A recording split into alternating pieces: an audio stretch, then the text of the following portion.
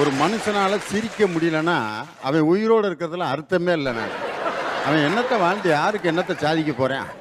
சில பேர்த்துக்கிட்ட எல்லாம் யோசனை கேட்டிங்கன்னா நல்ல யோசனை சொல்லுவேன். மகனை மெடிக்கல் காலேஜில் சேர்க்கலாம்ட்டு இருக்கானப்பா, என்ன செய்கிறது? சேரப்பா, நம்ம குடும்பத்தில் ஒரு டாக்டர் வரணும், ரொம்ப சந்தோஷம் அப்படிம்பேன்.